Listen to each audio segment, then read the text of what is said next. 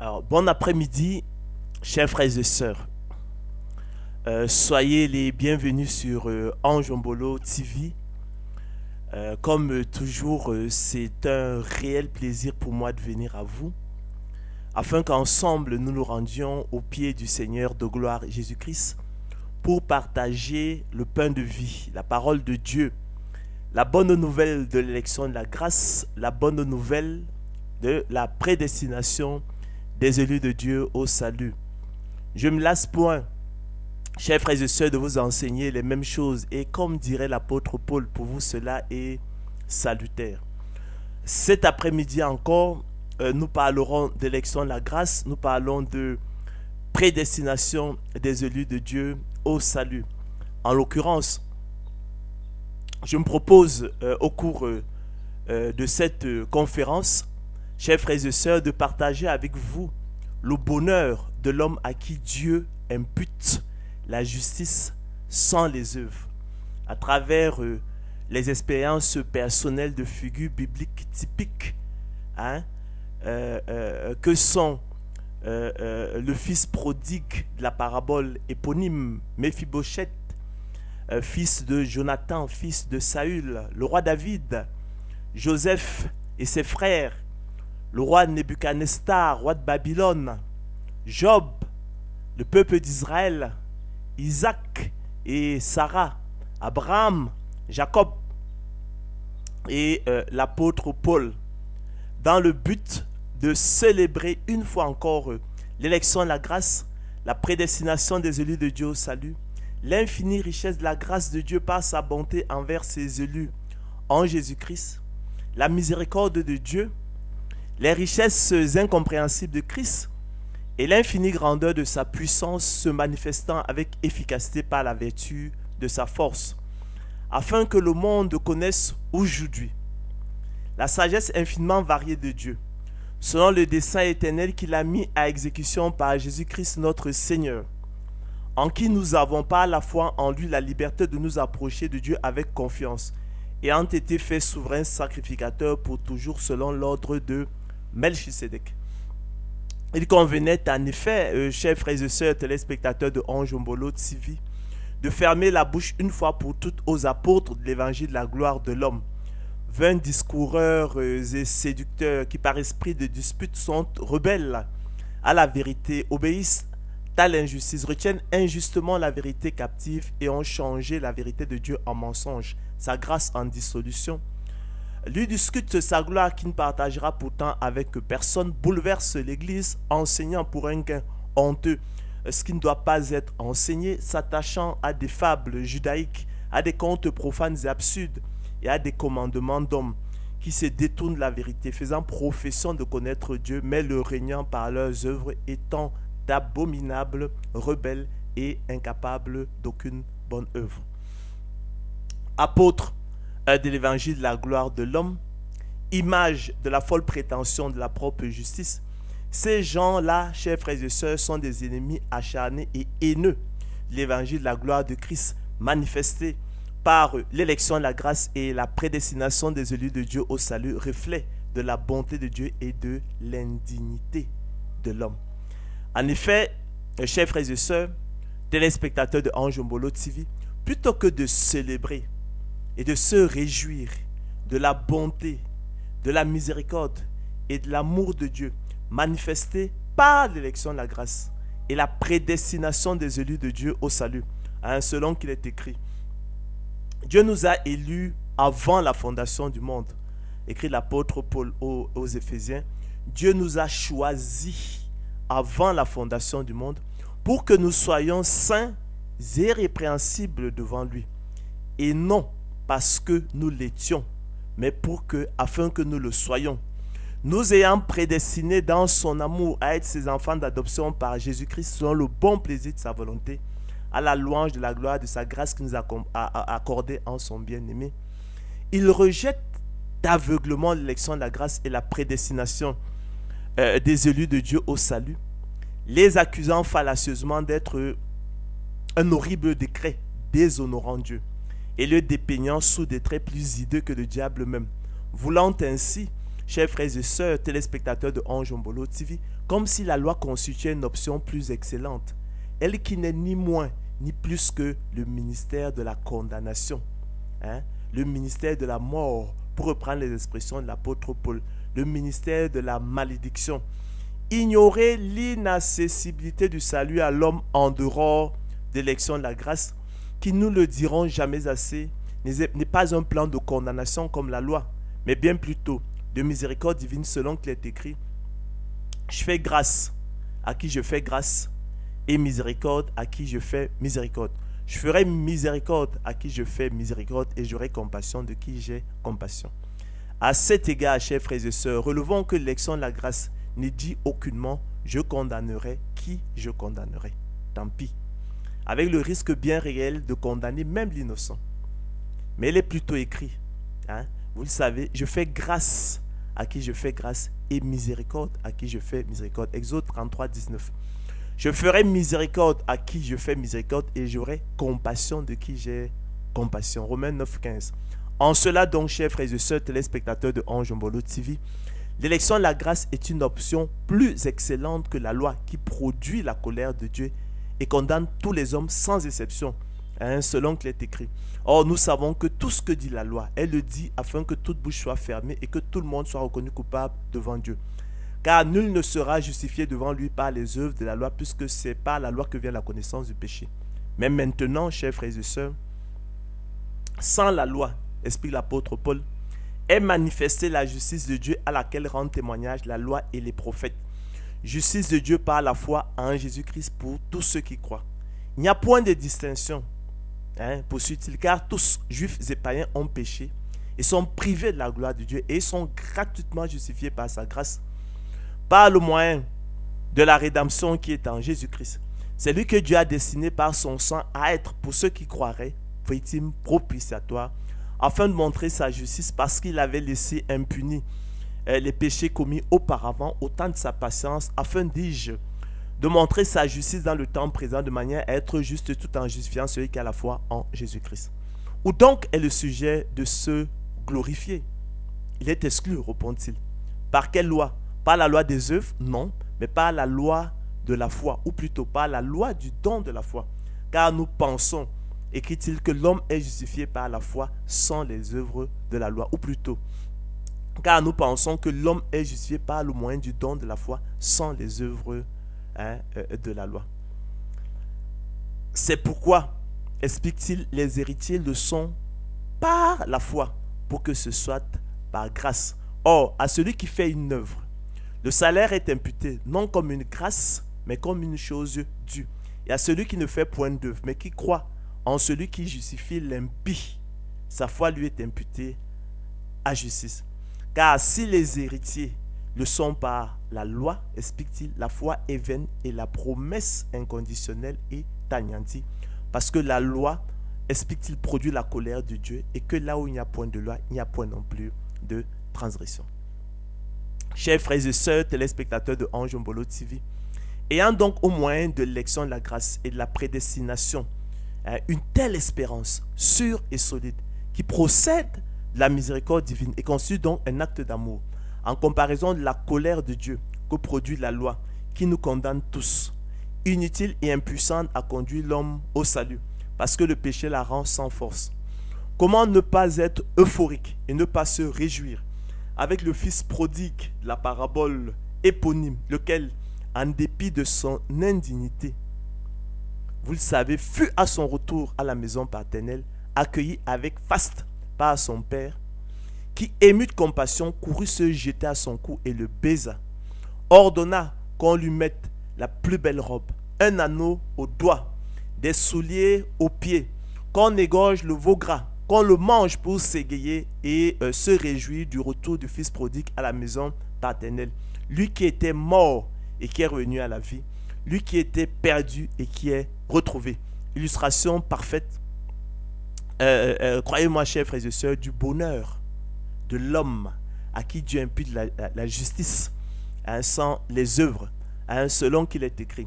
Et nous sommes là dans l'évangile selon Luc, au chapitre 15, du verset 11 au verset 33. Selon qu'il est écrit.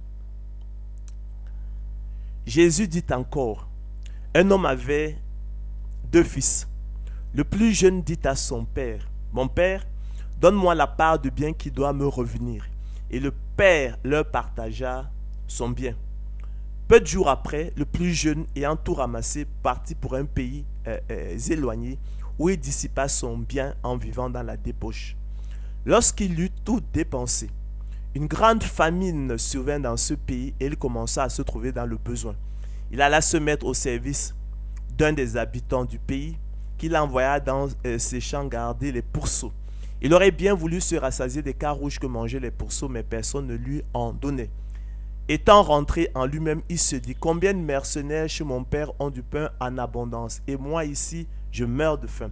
Je me lèverai, j'irai vers mon père, et je lui dirai, mon père, j'ai péché contre le ciel et contre toi. Je ne suis plus digne d'être appelé ton fils. Traite-moi comme l'un de tes mercenaires. Chers frères et sœurs, et il se leva, et il alla vers son père. Comme il était encore loin, son père le vit et fut ému de compassion. Il courut se jeter à son cou et le baisa. Le fils lui dit, mon père, j'ai péché contre le ciel et contre toi. Je ne suis plus digne d'être appelé ton fils. Mais le père dit à ses serviteurs, apportez vite la plus belle robe et l'en revêtez. Mettez-lui un anneau au doigt et des souliers aux pieds. Amenez le veau gras et tuez-le. Mangeons et réjouissons-nous, car mon fils que voici était mort et il est revenu à la vie. Il était perdu et il est retrouvé et ils commencèrent, explique le Seigneur Jésus-Christ, à se réjouir. À cet égard, chers frères et sœurs, relevons que le bonheur du fils prodigue, recevant de son Père aimant, infiniment au-delà de tout ce qu'il demandait et pensait, lui qui ne fit point d'œuvre, mais crut dans celui qui justifie l'impie, étant nu, ou plutôt en haillons, pieds nus, méprisable, indigne, misérable, les mains vides, sans œuvre recevable à présenter. Contraste avec la colère, la tristesse, la frustration et l'amère déception du fils aîné, qui multiplia des œuvres afin que le salaire lui soit imputé, non comme une grâce, mais comme une chose due, selon qu'il est écrit. Or, le fils aîné était dans les champs. Il était, comme à son habitude, en train de bosser. Lorsqu'il revint et approcha de la maison, il entendit la musique et les chants. Il appela un des serviteurs et lui demanda ce que c'était. Ce serviteur lui dit, ton frère est de retour. Et parce qu'il l'a retrouvé en bonne santé, ton père a tué le veau gras. Il se mit en colère et ne voulut pas entrer. Son père sortit et le pria d'entrer. Mais il répondit à son père, voici, il y a tant d'années que je te sers sans avoir jamais transgressé tes lois. Et jamais tu ne m'as donné un chevreau pour que je me réjouisse avec mes amis. Et quand ton fils est arrivé, celui qui a mangé ton bien avec des prostituées, c'est pour lui que tu as tué le veau gras. Mon enfant, lui dit le père, tu es toujours avec moi et tout ce qui est à moi et tout ce que j'ai est à toi. Mais il fallait bien s'égayer et se réjouir parce que ton frère que voici était mort et qu'il est revenu à la vie, parce qu'il était perdu et qu'il est retrouvé. Chers frères et sœurs, téléspectateurs de Ange Ombolo TV, que dirons-nous donc? Le fils prodigue, qui ne cherchait pas la justice, en s'éloignant du Père, dans sa révolte ouverte, a obtenu la justice qui vient de la foi, tandis que le fils aîné, qui cherchait une loi de justice, n'est pas parvenu à cette loi. Pourquoi? Parce que le fils aîné l'a cherché, non par la foi, mais comme provenant des œuvres. Il s'est heurté contre la pierre d'achoppement, selon qu'il est écrit. Voici, je mets en Sion une pierre d'achoppement et un rocher de scandale. Et celui qui croit en lui ne sera point confus. Frère, le vœu de mon cœur et ma prière à Dieu pour le fils aîné, c'est qu'il soit sauvé.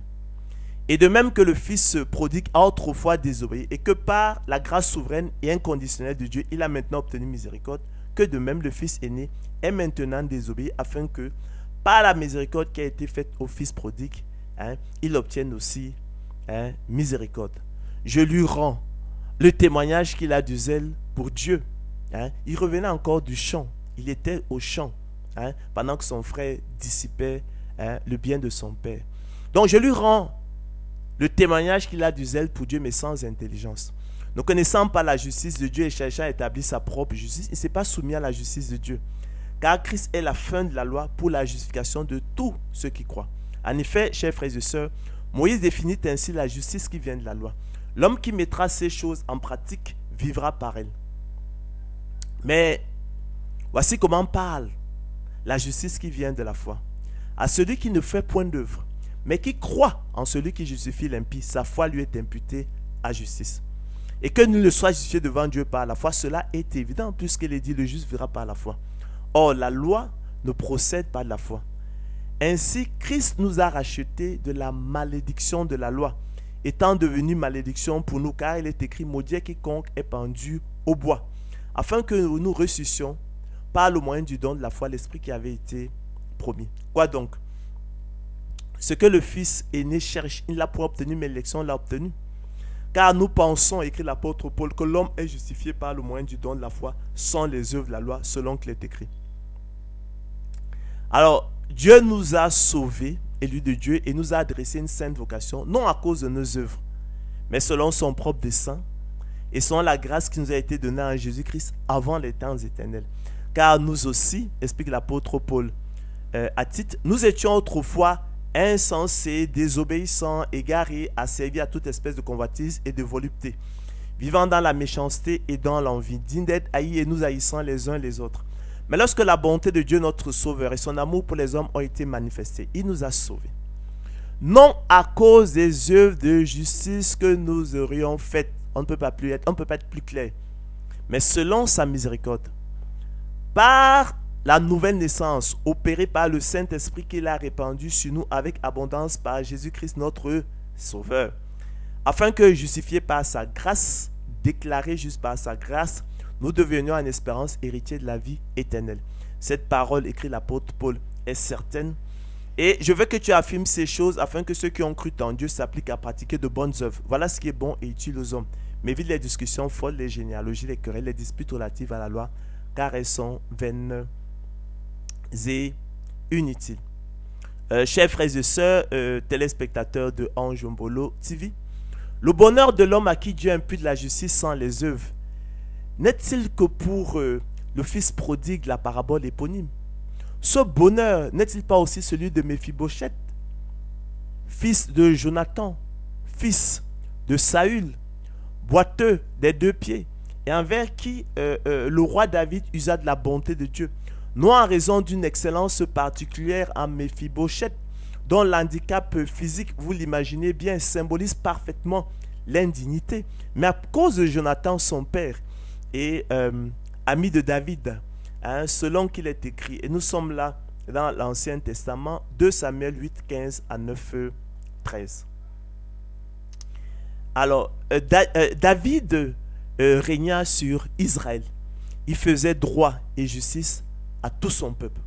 Joab, fils de Terouja, commandait l'armée. Josaphat, fils d'Achilud, était archiviste. Zadok, fils d'Achitub, et Achimélec, fils d'Abiatar, était sacrificateur. Seraja était secrétaire. Benaja, fils de Jéhojada, était chef des Kérétiens et des Pélétiens. Et les fils de David étaient ministres d'État. David dit, reste-t-il encore quelqu'un de la maison de Saül pour que je lui fasse du bien à cause de Jonathan? Il y avait un serviteur de la maison de Saül nommé Tsiba, que l'on fit venir auprès de David. Le roi lui dit, es-tu Tsiba? Et il répondit, ton serviteur. Le roi dit, n'y a-t-il plus personne de la maison de Saül pour que j'use envers lui de la bonté de Dieu? Et Tsiba répondit au roi, il y a encore un fils de Jonathan, perclus des pieds. Le roi lui dit, où est-il? Et Tsiba répondit au roi, Il est dans la maison de Maki, fils d'Amiel, à Lodébar. Le roi David l'envoya chercher dans la maison de Maki, fils d'Amiel, à Lodébar. Et Méphibosheth, fils de Jonathan, fils de Saül, vint auprès de David, tomba sur sa face et se prosterna. David dit, Méphibosheth, et répondit, voici ton serviteur. David lui dit, ne crains point, car je veux te faire du bien à cause de Jonathan, ton père. Je te rendrai toutes les terres de Saül, ton père, et tu mangeras toujours à ma table. Méphibosheth se prosterna et dit, qu'est ton serviteur pour que tu regardes un chien mort tel que moi? Le roi appela Tsiba, serviteur de Saül, et lui dit, je donne au fils de ton maître tout ce qui appartenait à Saül et à toute sa maison. Tu cultiveras pour lui les terres, toi, tes fils et tes serviteurs, et tu feras les récoltes, afin que le fils de ton maître ait du pain à manger. Et Méphibosheth, fils de ton maître, mangera toujours à ma table. Or Tsiba, un chef frère et sœur, avec 15 fils et 20 serviteurs, il dit au roi, ton serviteur fera tout ce que le roi, mon seigneur, ordonne à son serviteur. Et Méphibosheth mangea à la table de David comme l'un des fils du roi. Méphibosheth avait un jeune fils nommé Mika, et tous ceux qui demeuraient dans la maison de Tsiba étaient serviteurs de Méphibosheth. Méphibosheth habitait à Jérusalem, car il mangeait toujours à la table du roi. Il était boiteux des 2 pieds. Ainsi, chers frères et sœurs, Méphibosheth, mangeant toujours à la table du roi, comme l'un des fils du roi, lui qui n'avait rien pour plaire, il était perclus des pieds, et envers qui le roi David usa de la bonté de Dieu, non à cause de Méphibosheth lui-même, mais à cause de Jonathan, son père et ami de David, est une autre illustration parfaite du bonheur de l'homme à qui Dieu impute la justice sans les œuvres. À cet égard, relevons, chers frères et sœurs, que l'étonnement de Méphibosheth à l'annonce de la bonne nouvelle par le roi est hautement significatif. Lui qui, pleinement conscient de son indignité de manger toujours à la table du roi, comme l'un des fils du roi, se regarda alors lui-même comme un chien mort. Selon qu'il est écrit, il se prosterna et dit, qu'est ton serviteur pour que tu regardes un chien mort tel que moi? Comme Méphibosheth, boiteux des 2 pieds, indigne de manger toujours à la table du roi, comme l'un des fils du roi, et envers qui le roi David, type du Père céleste, usa de la bonté de Dieu, non à cause d'un mérite particulier à Méphibosheth lui-même, mais selon son propre dessein et au nom de son amitié avec Jonathan, son père. De même aussi, chers frères et sœurs, téléspectateurs de Ange Mbolo TV, et ça c'est très important, il faut le retenir, les élus de Dieu, eux que le Père céleste adopte comme enfants dans sa famille, en raison des seuls mérites de son Fils unique, le Seigneur de gloire Jésus-Christ, doivent-ils aussi, s'approchant du roi des cieux, tomber sur leur face et se prosterner, se regardant eux-mêmes comme des chiens morts, tels que Méphibosheth, sans aucun mérite, et envers lesquels l'Éternel use de sa grâce souveraine et inconditionnelle, selon le bon plaisir de sa volonté, son propre dessein, le conseil de sa volonté, sa miséricorde, à la louange de la gloire de sa grâce qu'il nous a accordée en son bien-aimé. Soulignons, chers frères et sœurs, que le livre de Job se referme sur le même enseignement pratique. Lorsque son œil croisant la majesté divine, Job se condamne et se répand sur la poussière et sur la cendre, selon qu'il est écrit, mon oreille avait entendu parler de toi, mais maintenant mon œil t'a vu. C'est pourquoi je me condamne et je me répands sur la poussière et sur la cendre. Je vous exhorte, chers frères et sœurs téléspectateurs de Ange Mbolo TV, à méditer personnellement sur cet enseignement capital relatif à votre rencontre avec la majesté divine. En ce jour-là, quelle sera votre attitude et votre comportement lorsque vous serez introduit dans la présence de la majesté divine? Lorsque votre œil croisera la majesté divine, grande par la force, par la justice, par le droit souverain, qui ne répond pas, ni ne porte les regards sur aucun sage, aux yeux de qui tous les habitants de la terre ne sont que néants, qui agit comme il lui plaît avec l'armée des cieux et avec les habitants de la terre, à la main de qui personne ne résiste, à qui personne ne dit que fais-tu, et que les hommes doivent donc craindre. Ferez-vous, chers frères et sœurs, téléspectateurs de Ange Ombolo TV, simplement une légère et très respectueuse inclinaison de la tête, mettant ainsi votre confiance en la chair, vous regardant comme pur comme l'or, net, sans iniquité, ayant en tête le souvenir frais de vos bonnes œuvres, de vos mérites, confiant en vous-même que le salaire vous est imputé, non comme une grâce, mais comme une chose due.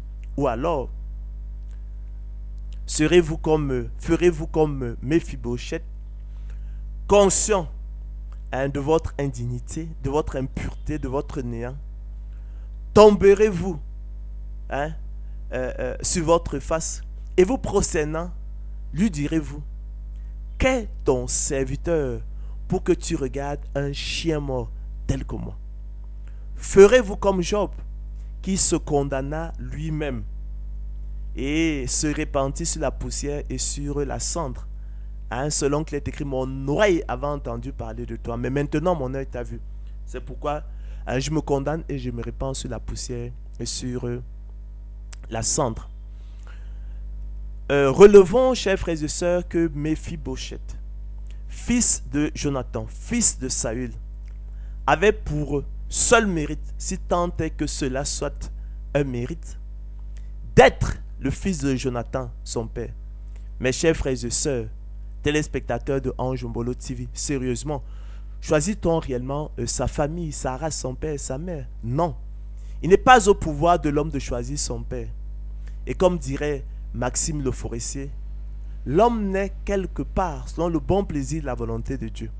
Ainsi, chers frères et sœurs, téléspectateurs de Ange Ombolo TV, même la naissance de Méphibosheth dans la maison de Jonathan, fils de Saül, laquelle lui valut le privilège de manger toujours à la table du roi, comme l'un des fils du roi, est encore l'œuvre souveraine et miséricordieuse de la main du Tout-Puissant, et une note de prédestination et de la souveraineté de Dieu dans son monde qu'il tient dans sa main. Acclamons, chers frères et sœurs, téléspectateurs de Ange Ombolo TV, l'Éternel, le Père de notre Seigneur Jésus-Christ, pour sa sagesse infiniment variée, selon qu'il est écrit: ô profondeur de la richesse, de la sagesse et de la science de Dieu, que ses jugements sont insondables et ses voies incompréhensibles. Qui a connu la pensée du Seigneur, ou qui a été son conseiller? Qui lui a donné le premier pour qu'il ait à recevoir en retour? C'est de lui, par lui et pour lui que sont toutes choses. À lui la gloire dans tous les siècles. Amen. De même, chers frères et sœurs, téléspectateurs de Ange Ombolo TV, David, lui qui était né dans l'iniquité et que sa mère avait conçu dans le péché, croulant sous le fardeau pesant de ses iniquités, exprime de même le bonheur de l'homme à qui Dieu impute la justice sans les œuvres, selon qu'il est écrit: heureux ceux dont les iniquités sont pardonnées et dont les péchés sont couverts. Heureux l'homme à qui le Seigneur n'impute pas son péché, car mes iniquités s'élèvent au-dessus de ma tête. Comme un lourd fardeau, elles sont trop pesantes pour moi, écrit-il. Mes plaies sont infectes et purulentes par l'effet de ma folie. Je suis courbé, abattu au dernier point. Tout le jour, je marche dans la tristesse, car un mal brûlant dévore mes entrailles et il n'y a rien de sain dans ma chair. Je suis sans force, entièrement brisé. Le trouble de mon cœur m'arrache des gémissements. Seigneur, tous mes désirs sont devant toi et mes soupirs ne te sont point cachés. Mon cœur est agité, ma force m'abandonne et la lumière de mes yeux n'est plus même avec moi, car je reconnais mon iniquité et je suis dans la crainte à cause de mon péché. N'entre pas en jugement avec ton serviteur, car aucun vivant n'est juste devant toi. Heureux celui à qui la transgression est remise, à qui le péché est pardonné. Heureux l'homme à qui l'Éternel n'impute pas l'iniquité. Tant que je me suis tu, explique-t-il, mes os se consumaient. Je gémissais toute la journée, car nuit et jour, ta main s'appesantissait sur moi. Ma vigueur n'était plus que sécheresse comme celle de l'été. Je t'ai fait connaître mon péché. Je n'ai pas caché mon iniquité. J'ai dit, j'avouerai mes transgressions à l'Éternel, et tu as effacé la peine de mon péché. Qu'ainsi, tout homme pieux te prie au temps convenable. Si de grandes eaux débordent, elles ne t'atteindront nullement. Tu es un asile pour moi. Tu me garantis de la détresse. Tu m'entoures de champs de délivrance. Je t'instruirai et je te montrerai la voie que tu dois suivre. Je te conseillerai, j'aurai le regard sur toi. Ne soyez pas comme un cheval ou un mulet sans intelligence. On les bride avec un frein et un mors, dont on les pare, afin qu'ils ne s'approchent point de toi. Beaucoup de douleurs sont la part du méchant, mais celui qui se confie à l'Éternel est environné de sa grâce. Poussez des cris de joie, vous tous qui êtes droits de cœur. Ainsi, chers frères et sœurs, celui qui cache ses transgressions, comme le fils aîné de la parabole du fils prodigue, ne prospère point, mais celui qui les avoue et les délaisse obtient miséricorde, comme le fils prodigue de la parabole éponyme, selon qu'il est écrit. Alors si nous disons que nous n'avons pas de péché, comme le fils aîné de la parabole du fils prodigue, nous nous séduisons nous-mêmes et la vérité n'est point en nous. Si nous confessons nos péchés, comme le fils prodigue, il est fidèle et juste pour nous les pardonner, pour nous purifier de toute iniquité. Si nous disons que nous n'avons pas de péché, nous le faisons menteur et sa parole n'est point en nous, car il n'y a point d'homme qui ne pêche. Ainsi David, croulant sous le fardeau pesant de ses iniquités, les avouant à l'Éternel en l'implorant de les couvrir et de ne point les lui imputer, conscient de son impureté, de son indignité et de sa condamnation face à un éventuel jugement et obtenant l'effacement de la peine de ses péchés, est une autre parfaite illustration, chers frères et sœurs, téléspectateurs de Ange Mbolo TV, du bonheur de l'homme à qui Dieu impute la justice sans les œuvres.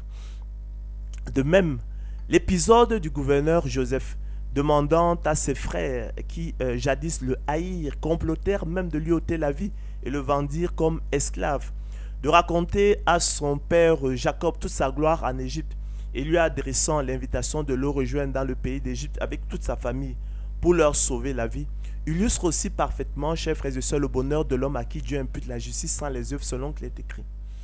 Alors, les patriarches jaloux de Joseph le vendirent pour être amené en Égypte. Mais Dieu fut avec Joseph et le délivra de toutes ses tribulations.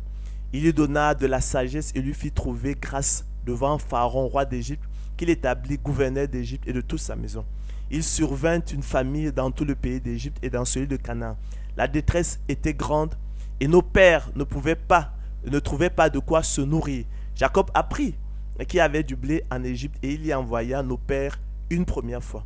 Et la seconde fois, Joseph se révéla à ses frères.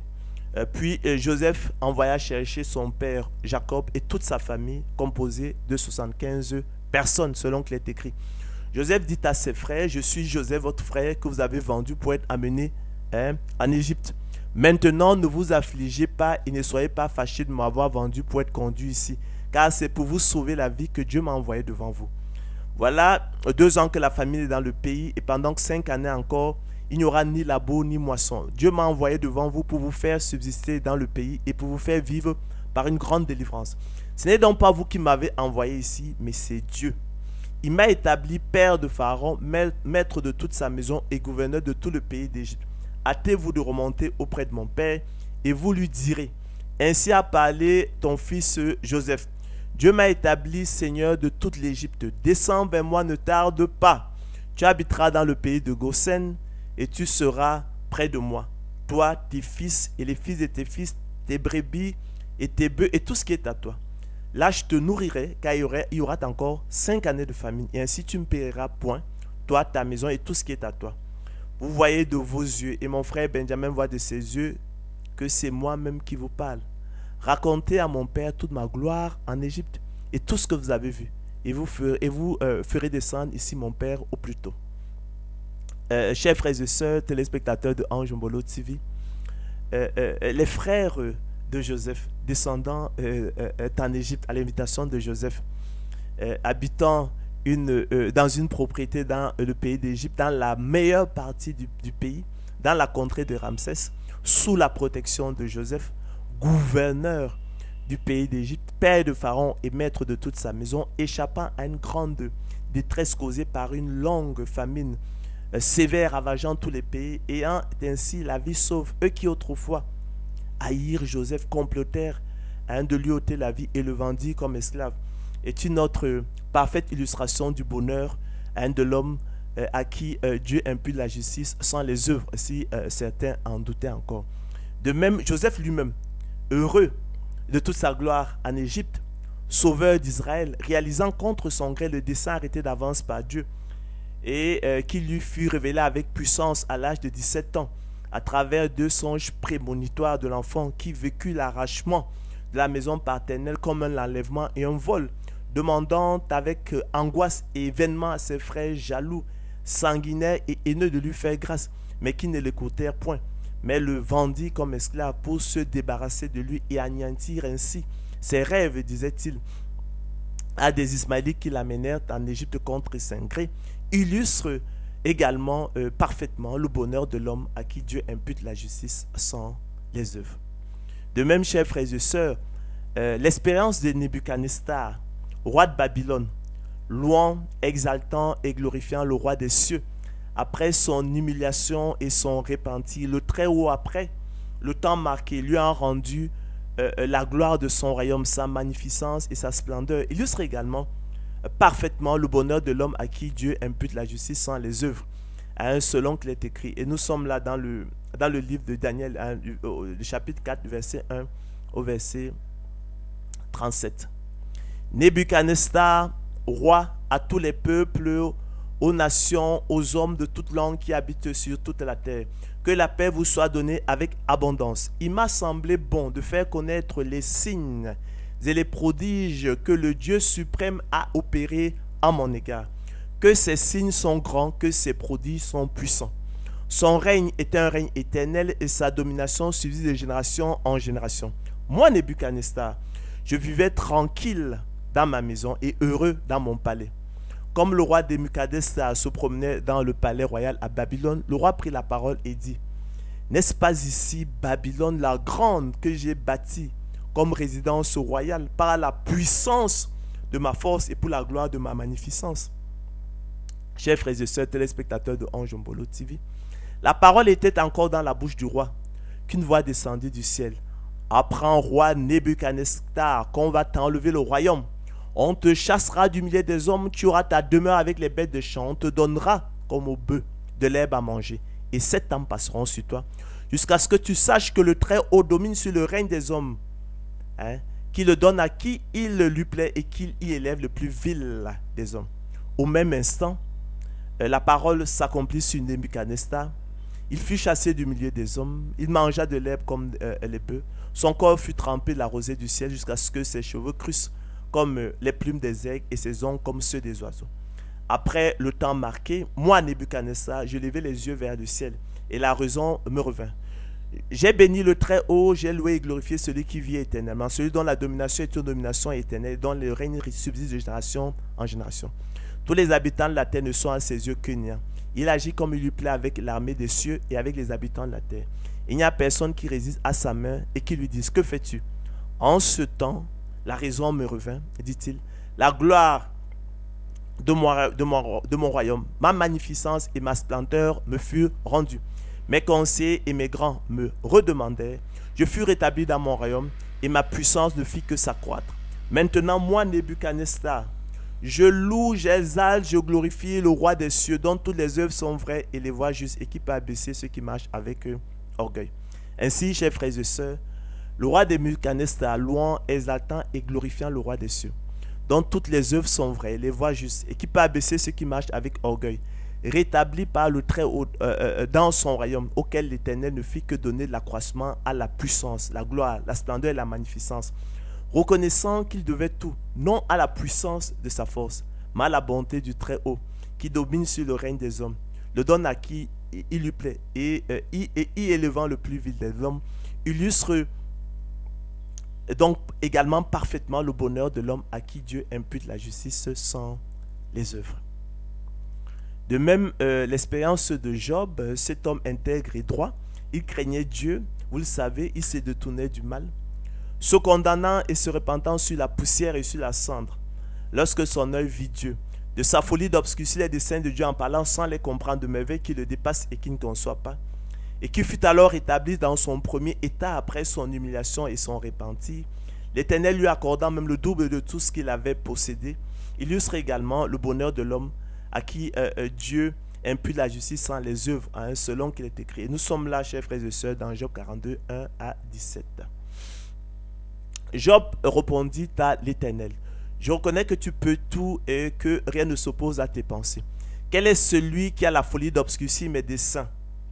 Oui, j'ai parlé sans les comprendre, de merveilles qui me dépassent et que je ne conçois pas. Écoute-moi et je parlerai, je t'interrogerai et tu m'instruiras.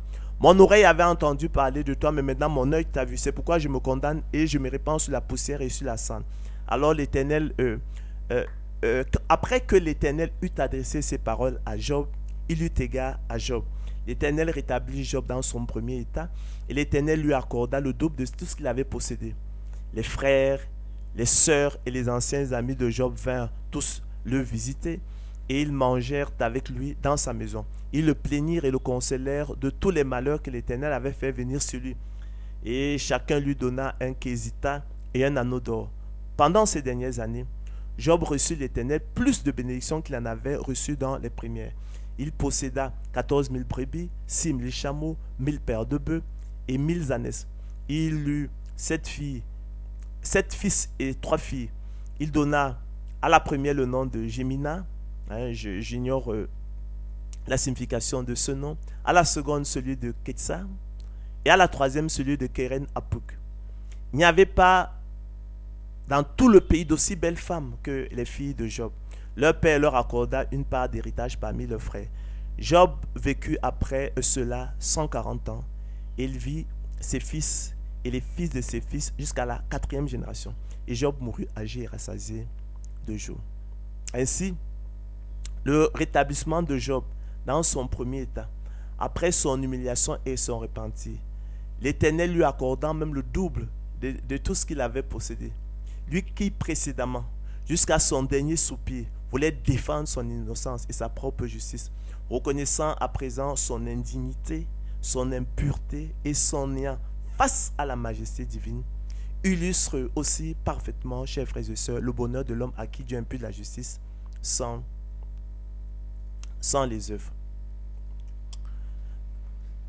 De même, chers frères et sœurs, dans son épître aux Romains, l'apôtre Paul, en soulignant que Dieu, qui ne se répand pas de ses dons et de son appel, n'a point rejeté son peuple qu'il a connu d'avance, et qu'ainsi tout Israël, aujourd'hui ennemi de l'évangile, serait néanmoins sauvé à cause de leur Père, exprime de même le privilège et le bonheur de l'homme à qui Dieu impute la justice sans les œuvres, selon qu'il est écrit. Je dis donc, Dieu a-t-il rejeté son peuple? Loin de là, car moi aussi je suis israélite de la postérité d'Abraham, de la tribu de Benjamin. Dieu n'a point rejeté son peuple qu'il a connu d'avance. Ne savez-vous pas ce que l'Écriture rapporte de lui, comment il adresse à Dieu cette plainte contre Israël? Seigneur, ils ont tué tes prophètes, ils ont renversé tes autels, je suis resté moi seul et cherche à m'ôter la vie. Mais quelle réponse Dieu lui fait-il? Je me suis réservé 7000 hommes qui ne fléchiront point le genou devant Baal. De même aussi, dans le temps présent, il y a un reste selon l'élection de la grâce. Or, si c'est par grâce, explique l'apôtre Paul, ce n'est plus par les œuvres, autrement la grâce n'est plus une grâce. Et si c'est par les œuvres, ce n'est plus une grâce, autrement l'œuvre n'est plus une œuvre. Quoi donc? Ce qu'Israël cherche, il l'a pas obtenu, mais l'élection l'a obtenu. Car je ne veux pas, frères, dit-il, que vous ignoriez ce mystère, afin que vous ne vous regardiez point comme sages. C'est qu'une partie d'Israël est tombée dans l'endurcissement jusqu'à ce que la totalité des païens soit entrée. Et ainsi, tout Israël sera sauvé. Selon qu'il est écrit, le libérateur viendra de Sion et détournera de Jacob les impiétés. Ce sera mon alliance avec eux lorsque j'ôterai leurs péchés. En ce qui concerne l'évangile, ils sont ennemis à cause de vous. Mais en ce qui concerne l'élection, ils sont aimés à cause de leur Père. Car Dieu ne se répand pas de ses dons et de son appel. De même que vous avez autrefois désobéi à Dieu, et que par leur désobéissance, vous avez maintenant obtenu miséricorde, de même, ils ont maintenant désobéi, afin que par la miséricorde qui leur a été faite, ils obtiennent aussi miséricorde. De même, chers frères et sœurs, le prophète Malachie, prophétisant sur Jacob, l'élu de Dieu, exprime de même le privilège et le bonheur de l'homme à qui Dieu impute la justice sans les œuvres selon qu'il est écrit. Oracle, parole de l'Éternel à Israël par Malachie. Je vous ai aimé, dit l'Éternel, et vous dites, en quoi nous as-tu aimés? Ésaü n'est-il pas frère de Jacob, dit l'Éternel? Cependant, j'ai aimé Jacob et j'ai eu de la haine pour Ésaü. J'ai fait de ces montagnes une solitude, j'ai livré son héritage au chacal du désert.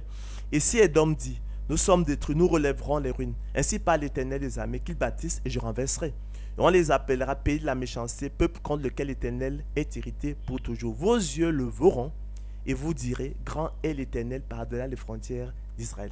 En effet, chers frères et sœurs, vous en souvenez, il en fut ainsi de Rebecca qui conçut du seul Isaac notre père, car quoique les enfants ne fussent pas encore nés, qu'ils ne se fait ni bien ni mal, afin que le dessein d'élection de Dieu subsista sans dépendre des œuvres et par la seule volonté de celui qui appelle, il fut dit à Rebecca, l'aîné sera assujetti au plus jeune selon qu'il est écrit, j'ai aimé Jacob et j'ai haï Ésaü. Que dirons-nous donc? Y a-t-il en Dieu de l'injustice? Loin de là.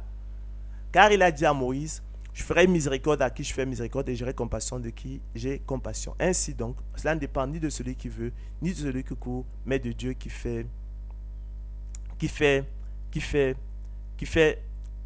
miséricorde. Chers frères et sœurs, dans ses épîtres aux Romains et aux Galates, l'apôtre Paul, en rappelant le privilège de Sarah, d'Isaac et des enfants de la promesse, exprime de même le bonheur de l'homme à qui Dieu impute la justice sans les œuvres selon qu'il est écrit. Ce n'est point à dire que la parole de Dieu soit restée sans effet.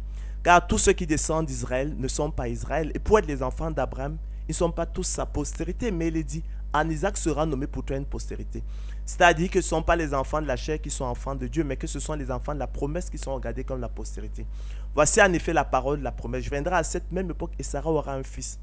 Mes enfants, écrit l'apôtre Paul aux Galates, pour qui j'éprouve de nouveau les douleurs de l'enfantement, jusqu'à ce que Christ soit formé en vous. Je voudrais être maintenant auprès de vous et changer de langage, car je suis dans l'inquiétude à votre sujet. Dites-moi, vous qui voulez être sous la loi, n'entendez-vous point la loi? Car il est écrit qu'Abraham eut 2 fils, un de la femme esclave et un de la femme libre. Mais celui de l'esclave naquit selon la chair et celui de la femme libre naquit en vertu de la promesse. Ces choses sont allégoriques, car ces femmes font 2 alliances. L'une du mont Sinaï, enfantant pour la Sinaï, enfantant pour la servitude, je veux dire c'est Agar, car Agar c'est le mont Sinaï en Arabie. Et elle correspond à la Jérusalem actuelle qui est dans la servitude avec ses enfants. Mais la Jérusalem d'en haut est libre, c'est notre mère. Car il est écrit, réjouis-toi stérile, toi qui n'enfantes point. Éclate et pousse des cris, toi qui n'as pas éprouvé les douleurs de l'enfantement. Car les enfants de la délaissée seront plus nombreux que les enfants de celle qui était mariée. Pour vous, frères, comme Isaac, vous êtes enfants de la promesse. Et de même qu'alors, celui qui était né selon la chair persécutait celui qui était né selon l'esprit. Ainsi en est-il encore maintenant. Mais que dit l'Écriture? Chasse l'esclave et son fils, car le fils de l'esclave n'héritera pas avec le fils de la femme libre. C'est pourquoi, frères, nous ne sommes pas enfants de l'esclave, mais de la femme libre. C'est pour la liberté que Christ nous a affranchis. Demeurez donc fermes et ne vous laissez pas de nouveau mettre sous le joug de la servitude. Ainsi, chers frères et sœurs, comme Isaac, tous les élus de Dieu, tous les héritiers de Dieu sont enfants de la promesse, ou plutôt enfants de la promesse inconditionnelle, un pur miracle de Dieu. Leur arrivée au monde est céleste, obéissant non à la volonté de la chair, non à la volonté de l'homme, mais à celle de Dieu, selon son propre dessein, sans aucune considération de quelque capacité humaine, ou plutôt en raison précisément de l'absolue incapacité humaine. Tel est le privilège des élus de Dieu, enfants de la promesse comme Isaac, miracle de Dieu selon son propre dessein, et qui illustre donc également la perfection, le bonheur de l'homme à qui Dieu impute la justice, chers frères et sœurs, sans les œuvres. Enfin, chers frères et sœurs, et sans être exhaustif, relevons également que l'apôtre Paul, discourant sur son propre parcours spirituel marqué par sa prédestination, et l'allégresse ambiante exprime aussi à travers sa propre expérience spirituelle le bonheur de l'homme à qui Dieu impute la justice sans les œuvres, selon qu'il est écrit.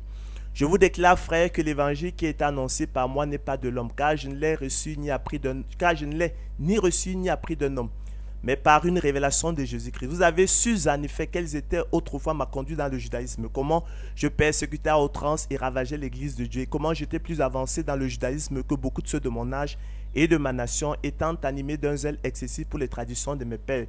Mais lorsqu'il plut à celui qui m'avait mis à part dès le sein maternel et qui m'a appelé par sa grâce de révéler à moi son Fils, afin que je l'annonçasse parmi les païens, aussitôt je ne consultais ni la chair ni le sang, et je montais point à Jérusalem vers ceux qui furent apôtres avant moi, mais je partis pour l'Arabie. Puis je revins encore à Damas. 3 ans plus tard, je montais à Jérusalem pour faire la connaissance des Céphas, et je demeurai 15 jours chez lui. Mais je ne vis aucun autre des apôtres, si ce n'est Jacques, le frère du Seigneur. Dans ce que je vous dis, voici, devant Dieu, je ne mens point. J'allais ensuite dans les contrées de la Syrie et de la Cilicie. Or, j'étais inconnu de visage aux églises de Judée qui sont en Christ seulement. Elles avaient entendu dire, celui qui autrefois nous persécutait annonce maintenant la foi qui s'efforçait alors de détruire et glorifiait Dieu à mon sujet. C'est pourquoi aussi, dit-il à Timothée, je rends grâce à celui qui m'a fortifié, à Jésus-Christ, mon Seigneur, de ce qu'il m'a jugé fidèle, en m'établissant dans le ministère. Moi qui étais autrefois un blasphémateur, un persécuteur, un homme violent, mais j'ai obtenu miséricorde parce que j'agissais par ignorance, dans l'incrédulité. Et la grâce de notre Seigneur a surabondé avec la foi et la charité qui est en Jésus-Christ. C'est une parole certaine et entièrement digne d'être reçue, dit-il, que Jésus-Christ est venu dans le monde pour sauver les pécheurs dont je suis le premier. Mais j'ai obtenu miséricorde afin que Jésus-Christ fît voir en moi le premier toute sa longanimité pour que je servisse d'exemple à ceux qui croiraient en lui pour la vie éternelle. Au roi des siècles, conclut-il, immortel, invisible, seul Dieu, soit honneur et gloire au siècle des siècles. Amen. Nous donc aussi, chers frères et sœurs, téléspectateurs de Anjombolo TV, puisque nous sommes environnés d'une si grande nuée de témoins qui tous unanimement expriment le bonheur de l'homme à qui Dieu impute la justice sans les œuvres. Rejetons donc l'évangile, la gloire de l'homme, qui est une impasse, une illusion, une quête vaine et sans fin, le ministère de la condamnation, le ministère de la mort, le ministère de la malédiction, pour reprendre les expressions de l'apôtre Paul, et un autre évangile, abusant l'homme en lui voilant sa misère, son impureté, son indignité, son néant, éloignant ainsi de son cœur la conviction de péché et la repentance nécessaire au salut.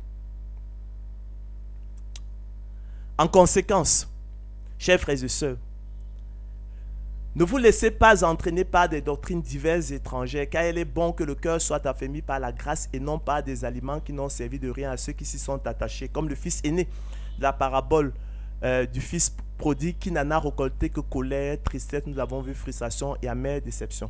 Jésus-Christ est le même hier, aujourd'hui, éternellement. C'est pourquoi, aussi souligne l'apôtre Paul, je me lasse point de vous écrire les mêmes choses et pour vous cela est salutaire. Prenez garde aux chiens, prenez garde aux mauvais ouvriers, prenez garde aux faux circoncis.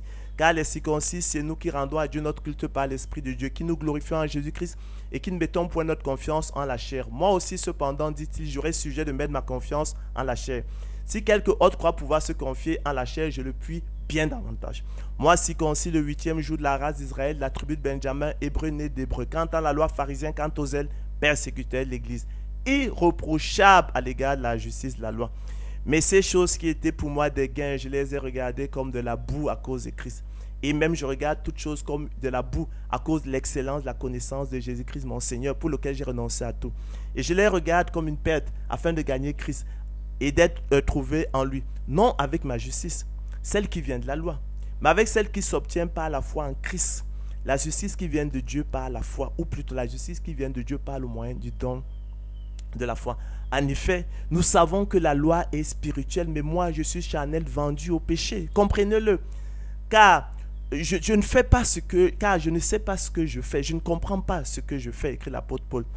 Je ne fais point ce que je veux, je fais ce que j'ai. Or, si je fais ce que je ne veux pas, je reconnais par là que la loi est bonne. Et maintenant, ce n'est plus moi qui le fais, mais c'est le péché qui habite en moi. Ce qui est bon, je le sais, n'habite pas en moi, c'est-à-dire dans ma chair. J'ai la volonté, dit-il maintenant, le pouvoir de faire le bien. Car chose impossible à la volonté parce que le péché la rend sans force. Car je ne fais pas le bien que je veux, je fais le mal que je ne veux pas. Et si je fais ce que je ne veux pas, ce n'est plus moi qui le fais, c'est le péché qui habite en moi. Je trouve donc en moi cette loi. Quand je vais faire le bien, le mal est attaché à moi. Car je prends plaisir à la loi de Dieu selon l'homme intérieur, mais je vois dans mes membres une autre loi qui lutte contre la loi de mon entendement et qui me rend captif de la loi de péché qui est dans mes membres. Misérable que je suis, s'écrit-il, qui me délivrera du corps de cette mort. Grâce soit rendue à Dieu par Jésus-Christ, notre Sauveur. En effet, chers frères et sœurs, si la première alliance avait été sans défaut, si la loi avait été sans défaut, il n'aurait pas été question de la remplacer par une seconde. Car ça avait l'expression d'un blâme que le Seigneur dit à Israël. Voici les jours viennent, dit le Seigneur, où je ferai avec la maison d'Israël, la maison de Jacob, une alliance nouvelle. Non comme l'alliance que je traitais avec leur père le jour où je l'ai saisi par la main pour les faire sortir du pays d'Égypte. Car ils n'ont pas persévéré dans mon alliance et moi aussi je ne suis pas soucieux d'eux, dit le Seigneur. Mais voici l'alliance que je ferai avec la maison d'Israël après ces jours-là, dit le Seigneur. Je mettrai mes lois dans leur cœur, je les écrirai dans leur esprit. Je serai leur Dieu et ils seront mon peuple. Aucun n'enseignera plus son concitoyen ni aucun son frère en disant connais le Seigneur, car tous me connaîtront, depuis le plus petit jusqu'au plus grand d'entre eux, parce que je pardonnerai leurs péchés et que je ne me souviendrai plus de leurs péchés. En disant une alliance nouvelle, il a déclaré la première ancienne. C'est clair. Or, ce qui est ancien, ce qui a vieilli, est près de disparaître. C'est ce que le Saint-Esprit nous atteste aussi, chers frères et sœurs. Car après avoir dit, voici l'alliance que je ferai avec eux, après ces jours-là, dit le Seigneur, je mettrai mes lois dans leur cœur et je les écrirai dans leur esprit. Il ajoute, et je ne me souviendrai plus de leurs péchés ni de leurs iniquités. Or, là où il y a pardon des péchés, chers frères et sœurs, il n'y a plus d'offrande pour le péché. Il n'y a plus de condamnation pour le péché n'est plus imputé. Alors s'accomplira la parole qui est écrite. La mort a été engloutie dans la victoire. Ô mort, où est ta victoire? Ô mort, où est ton aiguillon? L'aiguillon de la mort, c'est le péché, et la puissance du péché, c'est la loi. Or, le péché, chers frères et sœurs, téléspectateurs de Ange Jombolo TV, n'est pas imputé quand il n'y a point de loi. Car sans loi, le péché est mort. Car là où il n'y a point de loi, il n'y a point non plus de transgression, il n'y a point non plus de condamnation. Or, chers frères et sœurs, c'est bien le cas de la foi, qui ne procède pas de la loi. Selon qu'il est écrit, or la loi ne procède pas de la foi, mais dit celui qui mettra ces choses en pratique vivra par elle. Ainsi donc, chers frères et sœurs, maintenant, élus de Dieu, nous avons été dégagés de la loi, étant morts par le corps de Christ à cette loi sous laquelle nous étions retenus, de sorte que nous servons dans un esprit nouveau et non selon la lettre qui a vieilli, afin que, comme le péché a régné par la mort, la loi étant sa puissance, ainsi la grâce régna par la justice pour la vie éternelle par Jésus-Christ notre Seigneur. Que dirons-nous donc? La loi est-elle péché? Loin de là. Mais je n'ai connu le péché que par la loi. Car sans loi, le péché est mort. Pour moi, étant autrefois sans loi, je vivais. Mais quand le commandement vint, le péché reprit vie et moi, je mouris. La loi donc est sainte. Le commandement est saint, juste et bon. Nous n'ignorons pas que la loi est sainte, pourvu, chers frères et sœurs, qu'on en fasse un usage légitime. Quelques-uns, effectivement, s'étant éloignés de ces choses-là, veulent être docteurs de la loi et ils enseignent des choses qu'ils ne comprennent ni ne savent. Ainsi donc, chers frères et sœurs, par la nouvelle alliance, la seconde alliance, l'élection et la grâce, ce sont des expressions équivalentes qui renvoient à la même réalité. La prédestination des élus de Dieu au salut, la promesse, ou plutôt la promesse inconditionnelle, la foi, ou plutôt le don de la foi, l'appel efficace, l'alliance éternelle. Dieu nous a rendus capables d'être ministres d'une alliance plus excellente qui a été établie sur de meilleures promesses. Des promesses, chers frères et sœurs, inconditionnelles. Il nous a rendus capables d'être ministres d'une nouvelle alliance, non de la lettre, mais de l'esprit, car la lettre tue, mais l'esprit vivifie. Or, si le mystère de la mort, gravé avec des lettres sur des pierres, a été glorieux, au point que les fils d'Israël ne pouvaient fixer les regards sur le visage de Moïse, à cause de la gloire de son visage, bien que cette gloire fût passagère, combien le mystère de l'esprit ne sera-t-il pas plus glorieux? Si le mystère de la condamnation a été glorieux, le mystère de la justice est de beaucoup supérieur en gloire. Et sous ce rapport, ce qui a été glorieux, ne l'a point été à cause de cette gloire qui lui est supérieure. En effet, si ce qui était passager a été glorieux, ce qui est permanent est bien plus glorieux. Ayant donc, nous sommes donc, chers frères et sœurs, parvenus au thème de notre conférence qui portait effectivement sur le bonheur de l'homme à qui Dieu impute la justice sans les œuvres, reflet effectivement de l'évangile, la gloire de Christ, que manifeste l'élection, la grâce et la prédestination des îles de Dieu au salut. Bonne soirée, à la prochaine.